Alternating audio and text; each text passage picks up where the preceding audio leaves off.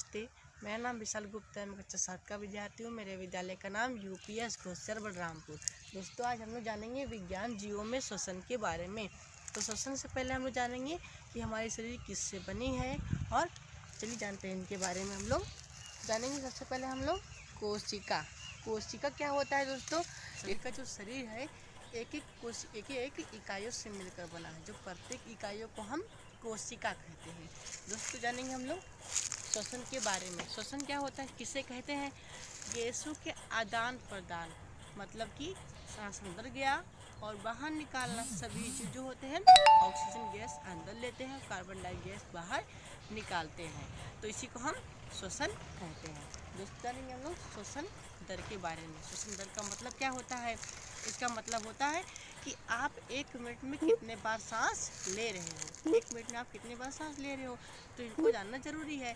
तो जो मनुष्य होते हैं सामान्यतः 1 मिनट में 15 से 18 बार सांस लेते हैं, और अधिक श्रम कार्य करने पर, कोई भी भागने पर या दौड़ने पर या सीढ़ी पे चढ़ने पर, खेल खेलने पर, कुछ भी पर, ये सब जो होता है अधिक श्रम वाले कार्य, इस पर क्या होता है, हमारा श्वसन दर बढ़ जाता है, जिससे 25 से 28 बार हम सांस लेते हैं। दोस्तों, अब जानिए कि श्वसन की आवश्यकता क्यों होती है। तो एक कोशिका में जाता है। हमारे शरीर की सबसे छोटी इकाई कोशिका होती है, जो हमारे प्रत्येक कोशिका में जाती है दोस्तों।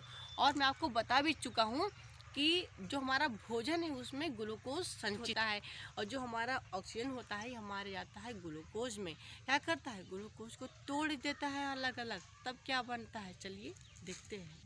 हमारे ऑक्सीजन के उपयोग में क्या हुआ, जब हमारे ग्लूकोज में गया तो ये CO2 और ऊर्जा और जल में इसको विखंडित कर दिया, जिससे हम CO2 कार्बन डाइऑक्साइड गैस उसी रास्ते द्वारा बाहर निकाल देते हैं, और ऊर्जा हम अपने दैनिक कार्य कर पाते हैं।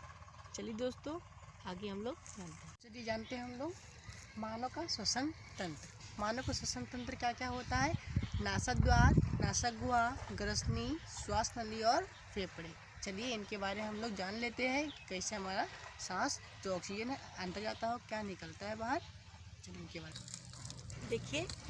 जब हमारा ऑक्सीजन हमारे वातावरण में बहुत प्रकार की क्या है, गैसें हैं ना, जो हम ऑक्सीजन को अंदर लेते हैं, कहाँ से? नासा द्वार से नासक गुहा से ग्रसनी, और ग्रसनी से श्वास नली से हमारे वायु कोश में पहुंचता है, जिससे वायु कोश से हमारे फेफड़े में पहुंचता है। फेफड़े क्या होते हैं, फूल जाते हैं, जो हमारे ऑक्सीजन हमारे फेफड़े में पहुंचता है। दोस्तों, जो होता है 2 चरणों में पूर्ण होता है। कौन कौन से?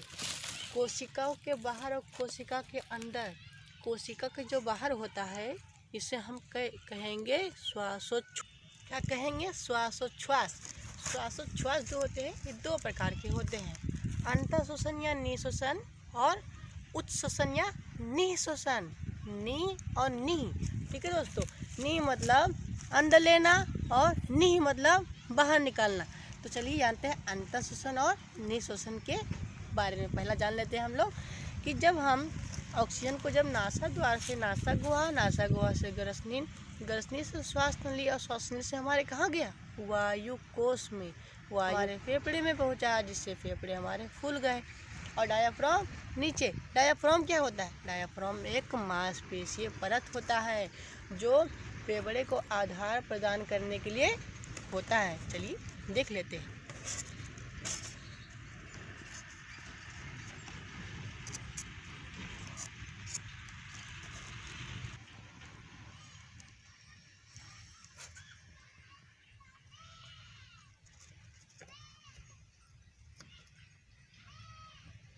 देखिए दोस्तों, क्या हुआ, जब हमारा ऑक्सीजन जब हमारे फेफड़े में पहुंचा तो फेफड़े फूल गए, डायाफ्राम नीचे आया, और ये हमारा हो गया अंतःश्वसन या निःश्वसन।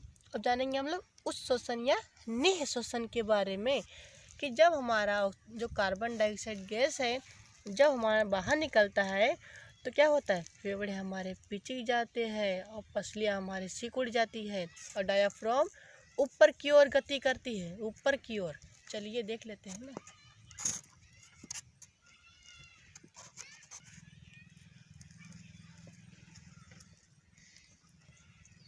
देखिए दोस्तों क्या हुआ, ऊपर आ गया ना। तो ये हमारा हो गया उत्शोषण या निःशोषण। जो कार्बन डाइऑक्साइड गैस है उसी रास्ते द्वारा हम उसको बाहर निकाल देते हैं। ठीक है दोस्तों, चलते हैं कोशिकाओं के अंदर होने वाली श्वसन के बारे में। देखिए कोशिकाओं के अंदर होने वाली श्वसन, इनके बारे में बताऊंगा। देखिए हमारा कोशिका है, जो अंतर श्वसन में ली गई ऑक्सीजन हमारे कोशिका में उपस्थित जो पोषक तत्व है उसे क्या करा, विखंडित कर दिया। और जिसके वजह से क्या हुआ, किसमें बदल गया, ये जो ग्लूकोज था वो कार्बन डाइऑक्साइड एवं जल में विखंडित कर देती है। इस क्रिया में ऊर्जा भी मुक्त होती है, जिसका उपयोग जैविक क्रिया में, जैसे कि आप जानते हैं पाचन क्रिया, श्वसन क्रिया, उत्सर्जन क्रिया आदि में होता है। इसी ऊर्जा के कारण ही हम अपने सभी दैनिक कार्य कर पाते हैं और यह पूरी प्रक्रिया कोशिका में होती है, अतः इसे कोशिकीय श्वसन भी कहते हैं दोस्तों। और जब हमारा देखिए जब ऑक्सीजन हमारे कोशिका में पहुंचा तो क्या था, उसमें पोषक तत्व थे, तो क्या करा, इन्हें विखंडित कर दिया। किसमें, ऊर्जा और कार्बन डाइऑक्साइड गैस और जल में। ऊर्जा को हम अपने दैनिक कार्य कर पाते हैं और जो CO2 होता है, कार्बन डाइऑक्साइड गैस, हम उसी रास्ते द्वारा बाहर निकाल देते हैं दोस्तों।